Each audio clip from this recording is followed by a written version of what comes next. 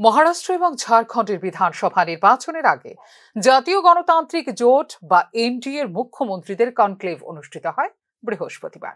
চণ্ডীগড়ে অনুষ্ঠিত এই বৈঠকের পৌরোহিত্য করেন প্রধানমন্ত্রী নরেন্দ্র মোদী। সংবিধানের অমৃত মহোৎসব এবং 1975 সালে জারি হওয়া জরুরি অবস্থার 50তম বার্ষিকীতে তৎকালীন সময়ে গণতন্ত্রের খুনের চেষ্টার বিভিন্ন দিকগুলো নিয়ে আলোচনা করা হয় এই কনক্লেভে।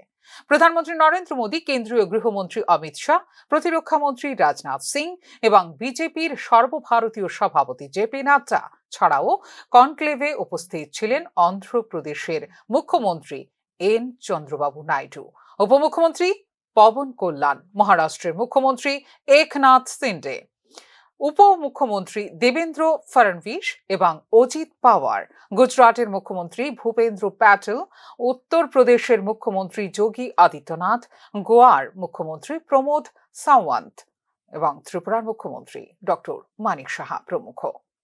বিজেপির 13 জন মুখ্যমন্ত্রী এবং 16 জন উপমুখ্যমন্ত্রী যোগ দিয়েছেন জাতীয় গণতান্ত্রিক জোট বা এনডিএর মুখ্যমন্ত্রীদের এই বৈঠকে।